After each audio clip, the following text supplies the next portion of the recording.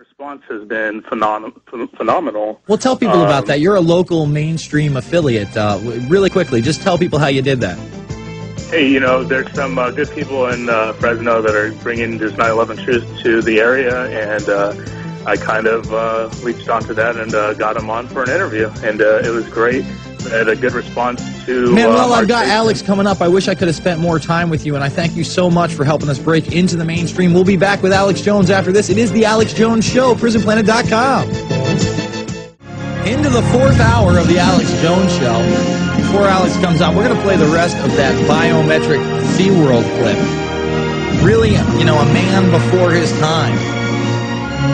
Really not before his time, right on time, in my opinion. You know, he's the one that really pioneered this fight in the info war, and you know, this is an old school clip. This is something you can't find on YouTube yet, and hopefully we're going to do like a you know, backflash or you know, an article, you know, look into the future with Alex Jones, because this was an important clip. This really does lay out the biometric control grid that they're now putting into place. I mean, this is it. So if we could hit the clip, Jaron, let's do it.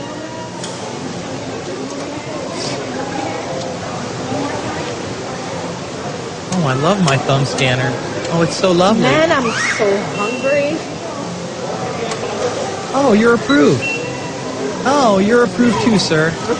Come on in. And Rachel, you go call Guys, you're being biometrically enrolled. Bad news. Hey, how's it going? Hey, I guess you're not going to need these cameras anymore since the biometrics are going in, huh? You know, the hand scan? When did that start? This season, I believe. And so no more photos? My photos are only for the 2-day passes. 2-day passes. I wonder why you didn't just stay with photos. Why go to the biometrics? I could just look at a photo. I don't know why I did that. Homeland Security. You said Homeland Security, sir? I got a family of 4. Can somebody take care of everything? Yeah. Lady? Thank you. I got a family of 4. Where do I keep going?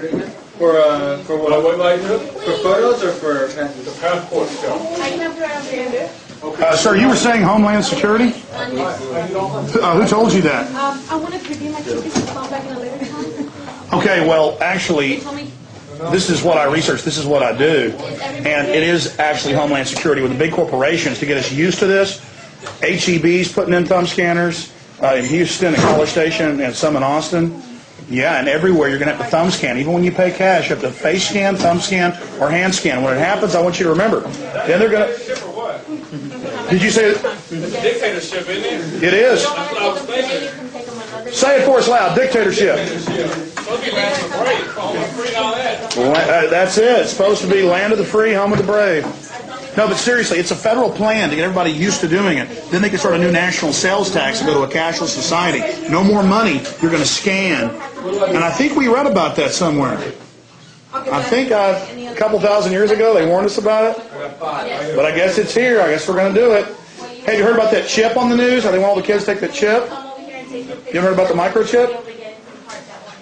All right. Well, have a good one. All right, let's pull the clip. I mean, you know, Alex Jones at some of his best work right there. You got to love it. I mean, the dumbfounded look on these people with a polo shirt that says SeaWorld with Shamu weaved into it. Just, the drool coming down the side. We don't get the bigger picture. We're idiots. We're the American populace. And I'm sorry if that's hard for you to hear. I'm a big moron too, folks. It's true. I've bought into the pop culture scenarios. I care who wins the playoffs. You know, I watch...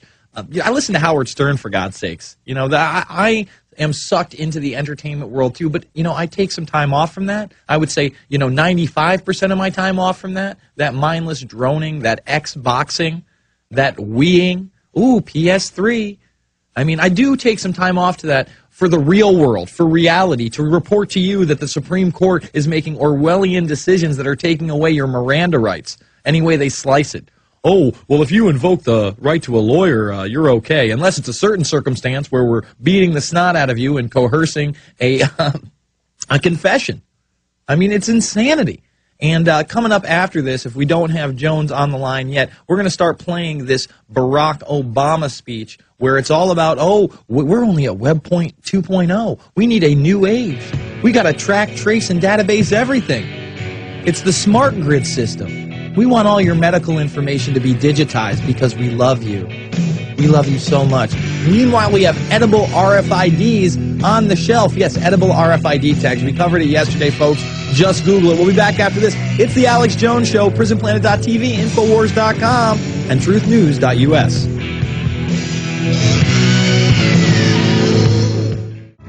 Alex Jones now joins us to discuss the latest in not only this cybersecurity guard and Obama speech, but the latest news on this cop attacking an EMS worker. You know, he's under internal investigation right now.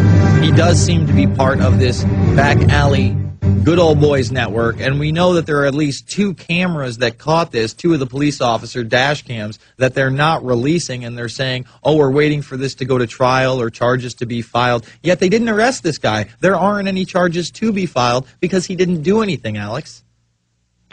Absolutely. That's what's so atrocious about this story is that witnesses are all over the news saying that the ambulance couldn't get traffic to move out of the way. The police wanted to go somewhere as well. So the police began violently getting right on the tail of the ambulance and then shot around the ambulance on the shoulder. And then later when they were done with whatever business it was that they never said, so it must not have been very important, they then chased the ambulance back down, jump out, get in the driver's face, scream and yell at him. He submits, and then they go and open up the back, acting like mad dogs, because, see, once they do wrong, they have to legitimize it by saying you're bad, beating you up, falsely charging you, doing something. It's like when they beat you up after they shoot you in the back.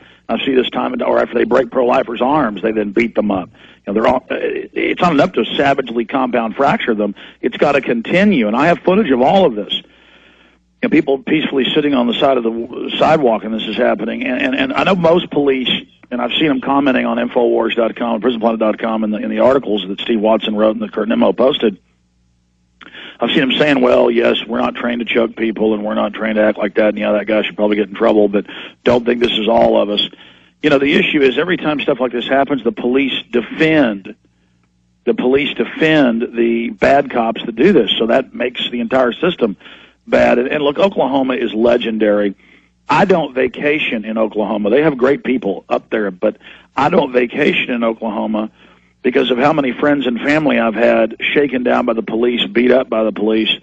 I mean, if you're going 1 mile over the speed limit in Oklahoma, many of these rural state police and others will, it's almost like Mexican police in Mexico. And see, I mean, everybody knows they're corrupt down there. We're getting to be known like this here. And so the incredible thing is, they told local news stations that I read on your show last night, 9 to midnight, so there's no sense in you know, going back over them today, but we posted links to them yesterday, that, oh, there was a fight.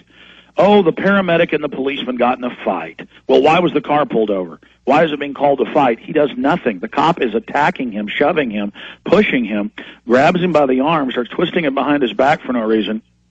The guy pulls his arm away. That is the assault of the God creature. Okay, so this is the mental illness. So he was the guy in the back of the ambulance. He was the attending emergency medical person. And so then the police go to the news and say, well, they'd been in a fight before that, before the cameras were turned on.